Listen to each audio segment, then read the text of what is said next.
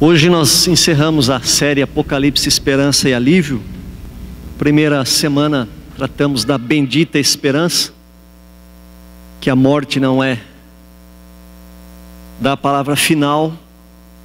No segundo domingo trabalhamos o tema, o intervalo, que é o período em que nós morremos, esperando a volta de Cristo, o intervalo e o reencontro, o arrebatamento, a ressurreição.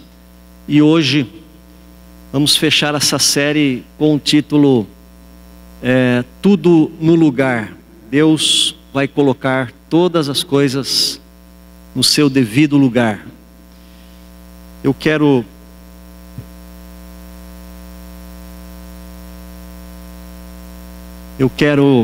convidar os irmãos a abrirem as suas Bíblias. O texto não será projetado hoje. Em Mateus capítulo 13, do versículo 24 ao 30.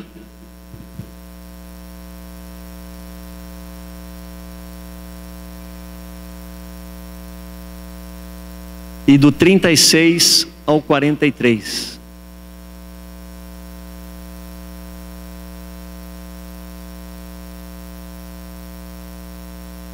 Mateus 13, 24.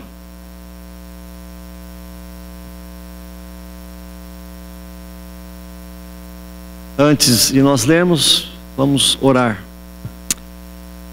Pai, nesta noite, que o Teu Espírito, que é o nosso mestre, que é o nosso professor, que é aquele que convence do pecado, da justiça e do juízo, que é aquele que nos fará lembrar de tudo que Jesus nos falou, que Ele ilumine a nossa mente e a nossa alma nesta noite, que a leitura da palavra e a explanação da palavra seja luz para a nossa vida, que haja um toque do alto para produzir frutos desta palavra em nossas vidas. Nós oramos em nome de Jesus. Amém. Outra parábola lhes propôs, dizendo: o reino dos céus é semelhante a um homem que semeou boa semente no seu campo.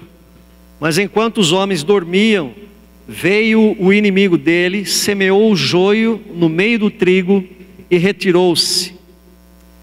E quando a erva cresceu e produziu fruto, apareceu também o joio. Então, vindo servos do dono da casa, lhe disseram: Senhor, não semeaste boa semente no teu campo? De onde vem, pois, o joio? Ele, porém, lhes respondeu: um inimigo fez isso. Mas os servos lhe perguntaram: queres que vamos e arranquemos o joio?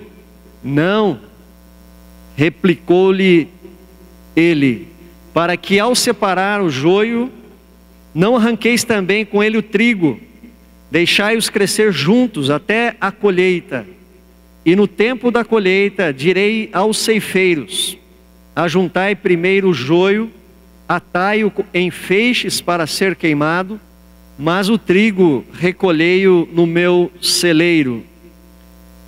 Então, despedindo as multidões, foi Jesus para casa, e chegando-se a ele, os seus discípulos disseram: explica-nos a parábola do joio do campo. E ele respondeu: o que semeia a boa semente é o Filho do Homem. O campo é o mundo. A boa semente são os filhos do reino. O joio são os filhos do maligno. O inimigo que o semeou é o diabo. A ceifa é a consumação do século, e os ceifeiros são os anjos. Pois assim como o joio é colhido e lançado no fogo, assim será na consumação do século. Mandará o Filho do Homem os seus anjos, que ajuntarão do reino todos os escândalos e os que praticam a iniquidade, e os lançarão na fornalha acesa. Ali haverá choro e ranger de dentes. Então os justos resplandecerão como o sol no reino de seu Pai. Quem tem ouvidos para ouvir, ouça. Queridos, nós vivemos num mundo ambivalente. Nós temos de um lado o secularismo, em que os valores se limitam apenas a este mundo. O secularista nutre um profundo desprezo e um grande desinteresse por Deus. A razão, a inteligência, a ciência dão a palavra final para o secularismo. Os secularistas têm por doutrina o materialismo.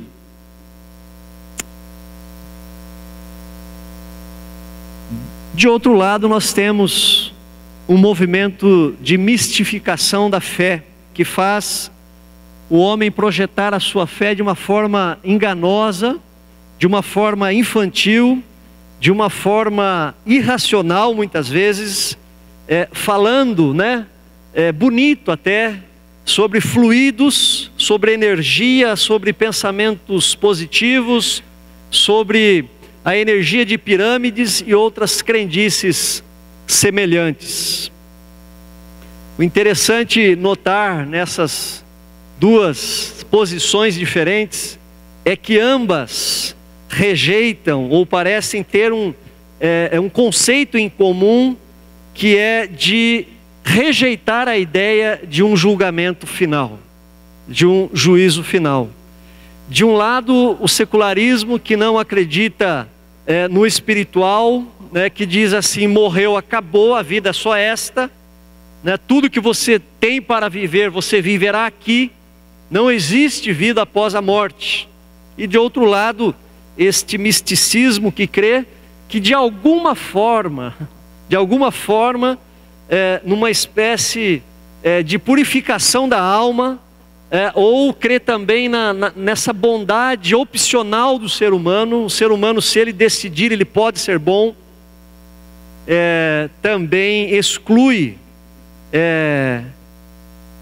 a condenação, rejeita a ideia de um juízo final no apagar das luzes. Então, vivemos dias em que falar sobre juízo final não pega legal, não é legal, Os púlpitos não estão falando sobre isso. Aliás, esse tema nunca pegou legal, nunca foi gostoso de ouvir. Em 1940, C.S. Lewis, escrevendo sobre o inferno, ele disse: não existe doutrina no cristianismo que eu gostasse mais de remover do que esta, se eu tivesse esse poder. E a Bíblia, queridos, ela se refere a este dia de fechamento de contas. Ela se refere de várias maneiras. Ela chama o dia de Cristo, o dia do Senhor, o dia de Deus. A Bíblia também fala de um tribunal de Deus. A Bíblia também fala do tribunal de Cristo. E queridos, convenhamos, nós vivemos dias parecidos com aqueles dias relatados por Davi no Salmo 37. O ímpio prospera, o ímpio pratica a injustiça, o ímpio oprime o pobre, o ímpio enriquece, o ímpio ri do mais fraco, o ímpio fica impune, principalmente em nosso país. Nós vivemos isso. Eu particularmente creio na doutrina do juízo final. Cada vez mais eu acredito nessa doutrina, porque o mundo é injusto, a justiça não faz justiça, os desonestos prosperam, os honestos pagam a conta, os políticos se enriquecem, o povo paga a conta, e a justiça torce o direito para privilegiar aqueles que são amigos. Mas o Salmo 37, ele também nos diz: não te indignes por causa dos malfeitores, nem tenhas inveja dos que praticam a iniquidade, pois eles dentro em breve definharão como a relva e murcharão como a relva verde, como a erva verde. Deus se levantará, queridos. Deus se levantará e fará justiça. Deus colocará um ponto final nesta bagunça que nós estamos vivendo, nesta injustiça, nesta violência, nesta desordem. Deus fará justiça. Ele colocará todas as coisas no lugar. Tudo virá à luz. Jesus disse: pois nada está oculto senão para ser manifesto, e nada se faz escondido senão para ser revelado. Agora, queridos, nós precisamos ressaltar que o juízo final não é apenas um momento de punição, de condenação, não. O juízo final, ele tem os dois lados: o lado negativo da condenação para os que se perdem, mas também o lado positivo da recompensa para aqueles que são salvos. E acima de tudo, a aplicação da justiça. E isto é bom, isto é ótimo. Nada ficará fora do lugar, nada ficará sem que a justiça seja 100% aplicada. Pedro, ao falar, depois de falar do juízo de Deus sobre a terra, ele termina dizendo, ali se não me engano, no capítulo 2,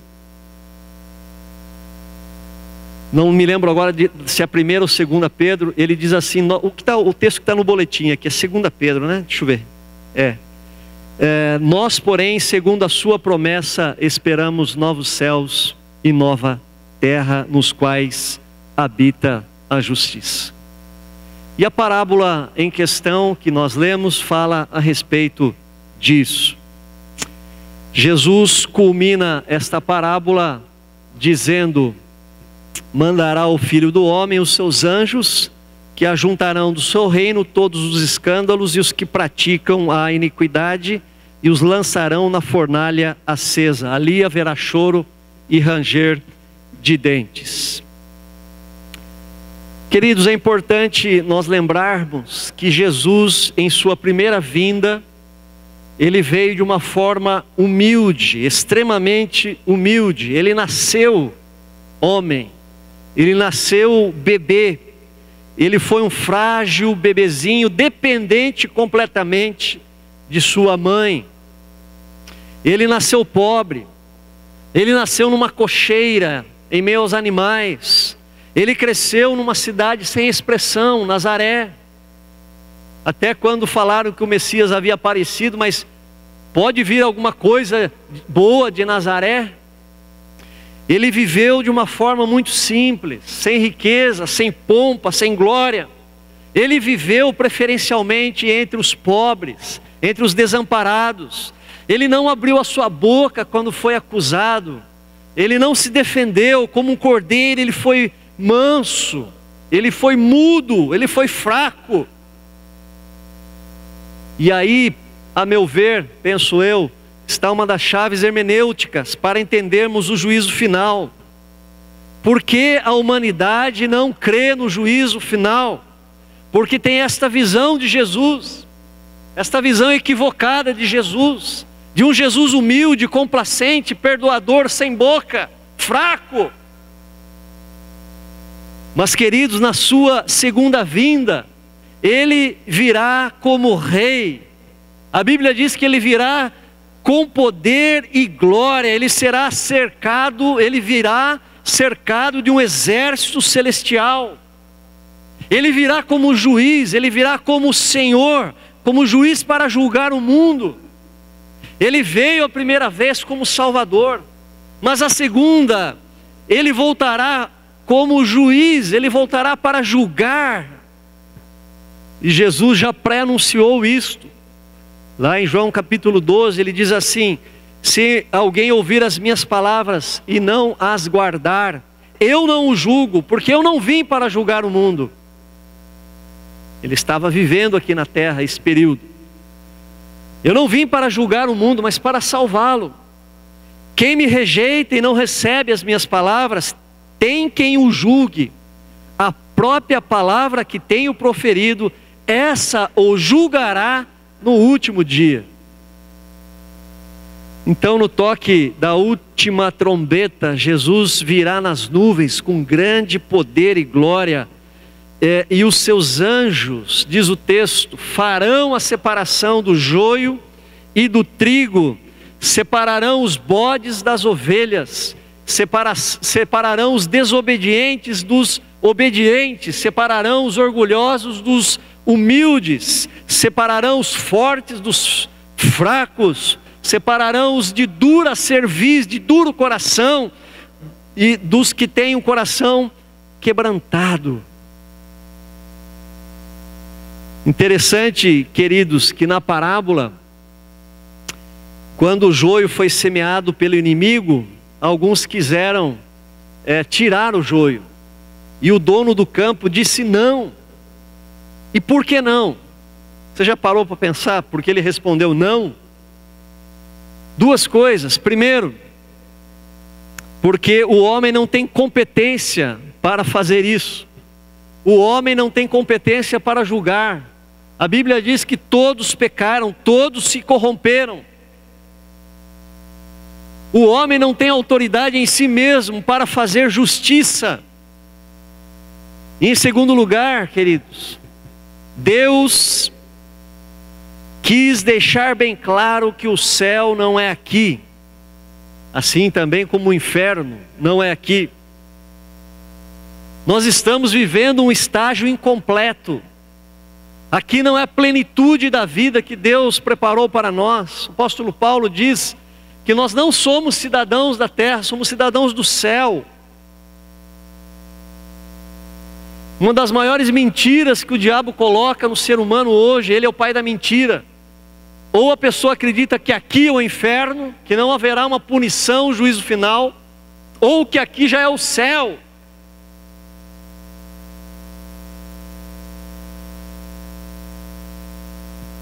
Porque isto quebra o evangelho, isso quebraria todo o esforço da obra vicária de Jesus Cristo na cruz do Calvário.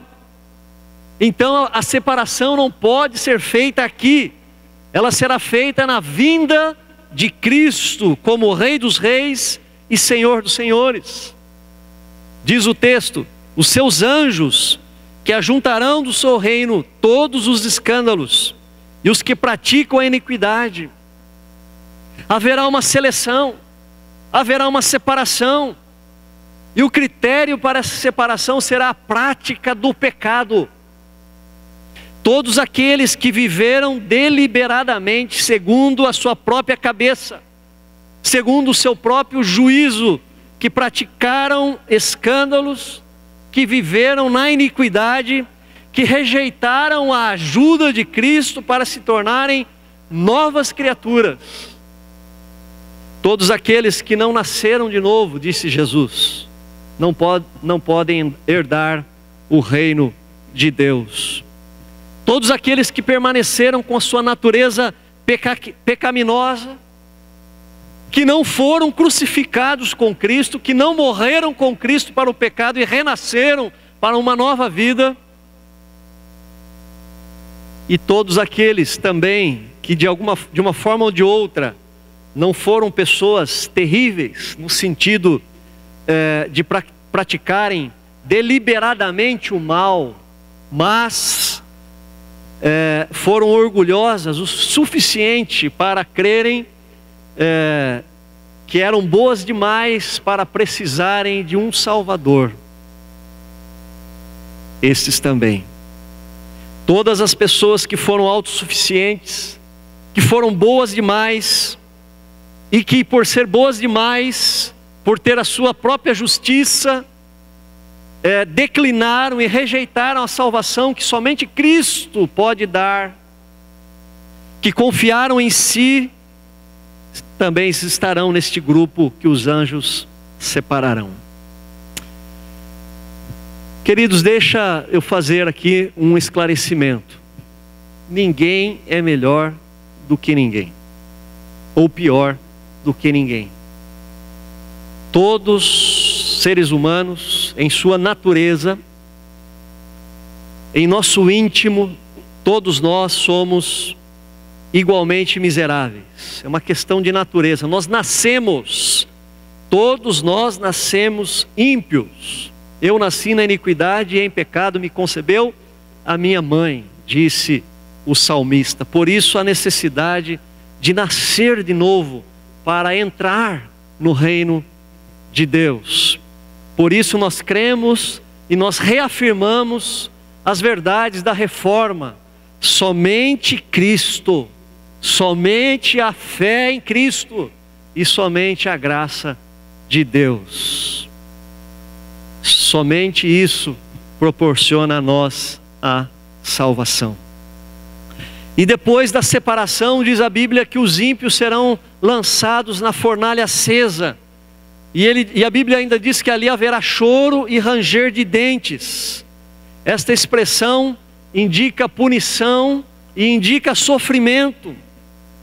Não, talvez, na imagem mental que a crendice popular acaba fazendo, né?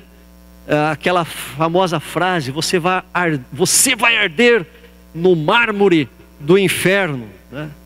Inferno nada mais é do que a ausência completa de Deus. E Deus é paz. É um lugar onde não haverá paz. E Deus é luz, não haverá luz. E Deus é amor, não haverá amor. E é importante notar que quem mais falou sobre o inferno foi nada mais, nada menos do que o bondoso e misericordioso Jesus. Só em Mateus, ele fala essa expressão, ranger de dentes, em 6 passagens diferentes. Quando o centurião, procurando Jesus para que Jesus curasse o seu servo, ele disse: olha, o senhor não precisa ir lá, o senhor manda uma palavra, ele estará curado. Jesus admirou-se, porque ele não achou fé desta qualidade em Israel. E ele diz, complementando esta passagem do centurião: muitos virão do Oriente e do Ocidente e vão sentar à mesa, ao passo que os filhos do reino serão lançados para fora nas trevas, e ali haverá choro e ranger de dentes. Estava falando a respeito dos judeus. Ele fala aqui neste capítulo, na parábola do joio, do trigo, e ele fala no versículo 50 também, se você olhar aí na parábola da rede. Depois em Mateus 22, quando ele conta a parábola lá do filho do rei, onde o rei manda chamar lá os seus ilustres convidados, eles não aparecem, eles esnobam, eles não vão, e o Senhor lá manda chamar todos os que estão na rua, os pobres, e vem tudo, um monte de gente, e entra um sujeito lá sem estar adequadamente vestido, e ele fala: peraí rapaz, onde você vai? Não é assim, também não é assim, né? E ele pede para os seus servos: amarrai-o, lançai para fora, ali haverá trevas, ali haverá choro e ranger de dentes. Depois ainda em Mateus 24, quando Jesus fala do servo fiel e prudente, e do outro que acha que o Senhor está demorando e começa a praticar violência, e aí Jesus termina dizendo: castigá-lo-á, lançando a sorte com os hipócritas, ali haverá choro e ranger de dentes. E finalmente Jesus fala mais uma vez na parábola dos talentos: servo mau.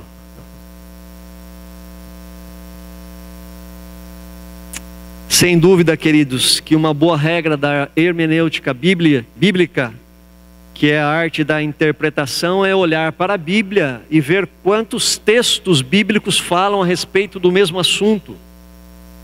E quando eu estava estudando esse assunto esta semana, fiquei surpreso, não que já não tivesse lido, mas a quantidade em todos os livros, cartas do Novo Testamento falando do juízo de Deus.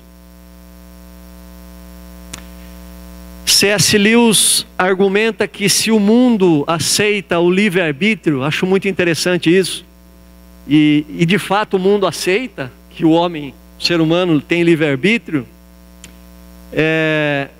então todas as concessões que Deus faz a ele, ao ser humano, elas serão, portanto, elas terão dois lados, dois gumes. Ele diz que a partir dessa premissa, segue-se diretamente então que Deus não salvará a todos. Por quê? A obra divina não terá um êxito total por causa do livre-arbítrio. Porque uns aceitam, outros rejeitam. E C.S. Lewis tem uma frase fenomenal, ele diz assim: não se preocupe, só há duas espécies de pessoas no final. Os que dizem a Deus, seja feita a tua vontade, e aqueles a quem Deus diz, a tua vontade seja feita. O que ele está querendo dizer com isso? Ele está querendo dizer que o homem passa a sua vida inteira dizendo a Deus com palavras, com atitudes, que ele não quer viver com Deus, que ele não quer conhecer a sua vontade, que ele não quer obedecer a Deus. O homem passa a vida inteira dizendo a Deus que quer ser o dono da sua vida, o dono do seu próprio nariz. E então é natural que no juízo final Deus lhe diga: amém, seja feita a tua vontade, apartai-vos de mim, malditos, para o fogo eterno. Porém, graças a Deus, o texto não para aí. No versículo 43 ele diz: então os justos resplandecerão como o sol no reino de seu Pai. Como nós já dissemos na semana passada, na volta de Cristo, os que estiverem vivos serão arrebatados, serão transformados no abrir e fechar dos olhos, receberão um corpo glorificado. Não antes dos mortos já terem ressuscitados, todos se encontrarão com Jesus nos ares, todos os salvos, e habitarão para sempre com o Senhor.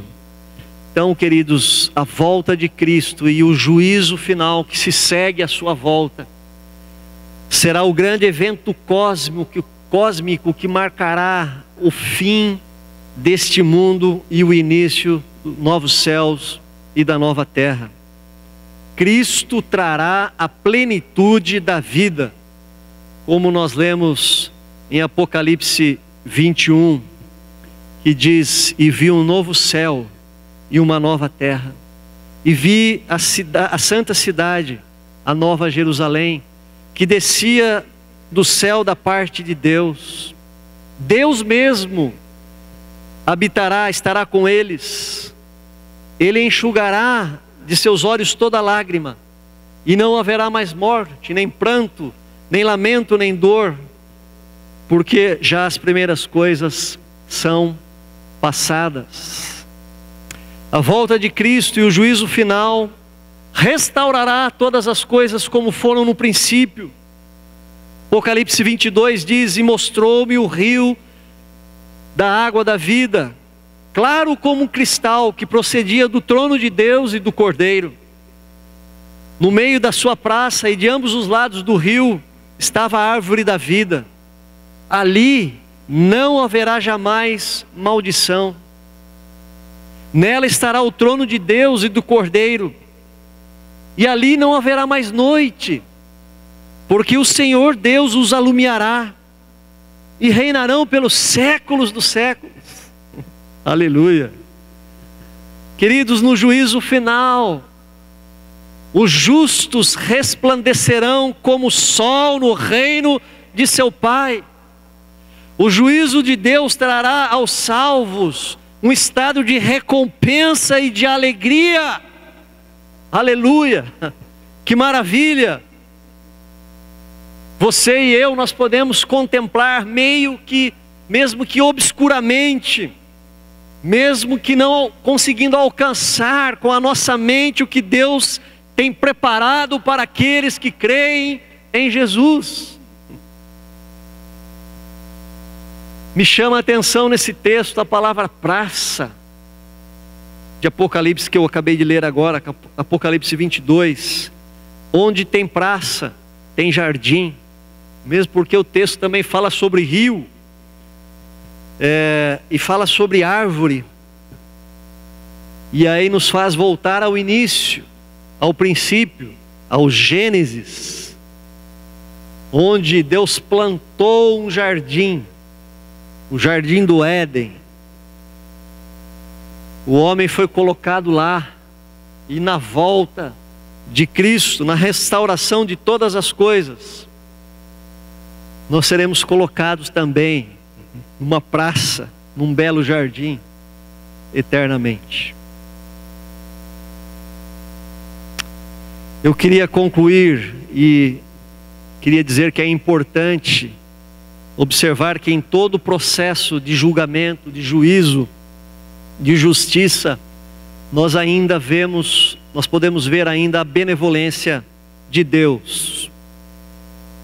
Como na parábola do joio, Deus não executa imediatamente o seu juízo. E nós vemos isto lá quando os servos queriam fazer a separação. Não, deixa a vida correr, isso será feito no último dia. Deus é longânime, Ele demora para executar a sua justiça. O apóstolo Pedro falou sobre isso. Ele disse: não retarda o Senhor a sua promessa, como alguns a julgam demorada. Pelo contrário, Ele é longânime para convosco, não querendo que nenhum pereça, senão que todos cheguem ao arrependimento. Deus está esperando. Deus está esperando. Nós julgamos que Ele está demorando, mas Ele é longânime, Ele é benevolente, Ele tem paciência. Mas este dia chegará, e precisa chegar. Há uma necessidade, as coisas estão muito fora do lugar, há muita injustiça. Agora nesta semana nós vimos uma outra palhaçada em nosso país, questão da Assembleia Legislativa do Rio de Janeiro. Prenderam? Não, manda soltar. Manda soltar. Portanto, há sim uma necessidade de se colocar todas as coisas no lugar. Querido, há um propósito claro no juízo final. Aliás, há vários propósitos claros no juízo final. O primeiro deles é fazer justiça, fazer cumprir a lei. Porque se Deus não for justo, Ele não pode ser Deus. Se Ele não for justo, Ele também não pode ser amor, porque o amor que não é justo não é amor. A primeira lei deixada para a humanidade foi: olha, de toda árvore do jardim poderás comer livremente, mas da árvore da árvore do conhecimento do bem e do mal, dela não comerás, porque no dia em que dela comerdes, certamente morrerás. E o homem desobedeceu. O profeta diz: toda alma que pecar, esta morrerá. A Bíblia diz, o apóstolo, o salário do pecado é a morte. Em relação aos salvos, a justiça também será feita. Por quê? Porque os salvos tiveram seus pecados pagos pela obra de Jesus, pela cruz. Deus fará justiça aos salvos, não os condenando, porque já foi pago o preço dos pecados dos que foram salvos, dos que creram. Então a justiça será aplicada aos ímpios e aos justos, aos salvos e aos perdidos. Deus não pode nos condenar duas vezes. Ele é justo. Então Ele nos absolverá, porque Cristo pagou os nossos pecados. Mas também o juízo final servirá para manifestar a glória de Deus. O homem viveu e vive buscando a sua própria glória. No decorrer da história, a gente vê isso. César, que tinha vários outros nomes, era um título, era um nome dado ao imperador romano. Você pega Alexandre o Grande, você pega todos os grandes do mundo. O homem viveu toda a história, a sua história querendo ser grande, ofuscando a glória de Deus, buscando a sua própria glória. Esta é uma realidade até hoje. Mas no final a glória de Deus será manifestada. Nós lemos lá em Filipenses, o hino cristológico, né? Ele se humilhou, tomou forma de homem, né? Viveu de uma forma humilde, foi para a cruz, morreu como um criminoso, como um desqualificado. Mas a Bíblia diz que Deus também o exaltou sobre maneira, Ele deu um nome que está sobre todo nome, pelo qual todo joelho nos céus e na terra se dobrará e toda língua confessará que Jesus Cristo é o Senhor, para a glória de Deus Pai. Então o juízo final será para manifestar a glória de Deus. Você e eu, todos os seres humanos, fomos criados para a glória de Deus, mas o mundo não glorifica a Deus, mas glorificará no juízo final. Mesmo que vão para outro lado. E em terceiro lugar, o juízo final serve também, tem um propósito de consumar a obra, a história da salvação. Ressurreição, um novo corpo, a vida eterna, o galardão no céu, as recompensas. No livro do Apocalipse, Jesus anuncia ao vencedor uma série de recompensas.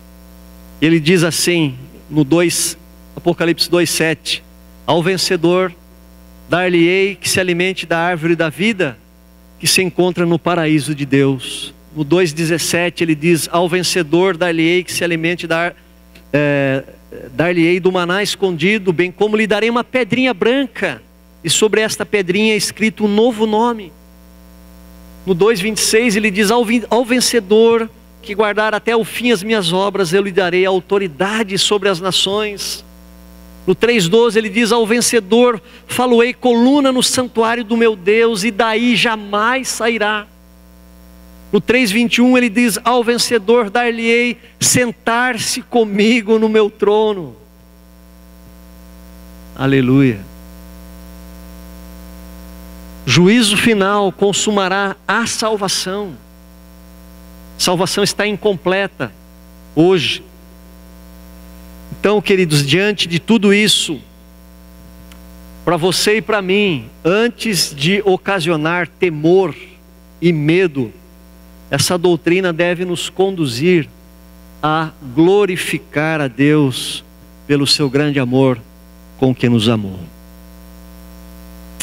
Este amor de Deus o levará a completar o seu plano de redenção até o fim, concluindo definitivamente a salvação dos seus escolhidos. Amém? Diante disso, qual a nossa postura? Ou qual a tua postura? A minha. Postura, queridos, de arrependimento. Arrependimento constante, submissão, humildade diante da grandeza e do poder de Deus.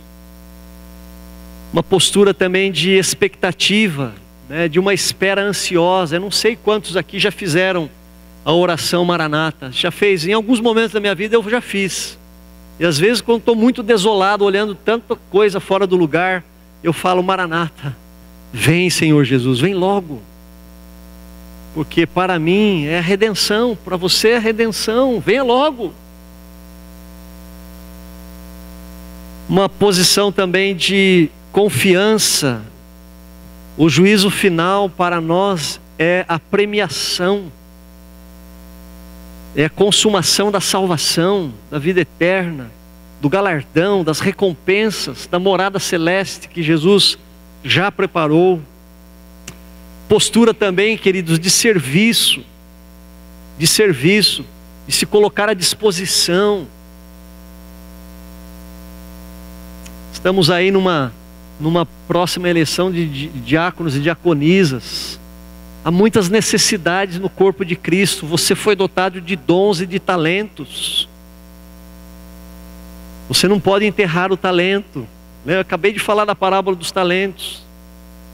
Uma postura de gratidão, de serviço, de contribuição, diante desta premiação que receberemos no final. Uma postura também de perseverança, no sentido de que o que nós sofremos aqui, devemos suportar com paciência as tribulações, o sofrimento. A redenção está próxima, ela está chegando. E queridos, por fim, uma postura de proclamação, de anúncio, de pregação. Sabe por quê? Porque o Evangelho, ele precisa ser falado. Ontem, quem não veio perdeu, no encontro de casais aqui, pastor Lúcio falou de mensagem e mensageiro. As duas coisas falam alto, a mensagem e o mensageiro. Nós vamos pregar com a nossa vida, com a nossa ética, com a nossa postura, mas também com a nossa boca, com as nossas palavras. E o Evangelho anuncia duas coisas: a boa notícia e a má notícia. A má notícia: todos pecaram, estão sob condenação, sob juízo. A boa: a salvação pela graça e pela fé em Cristo. É necessário pregar, anunciar o juízo, mas também o amor de Deus, a salvação. Amém? Encerro com a frase: se para o mundo o juízo final, o Apocalipse, é o anúncio de juízo, é para nós esperança e alívio.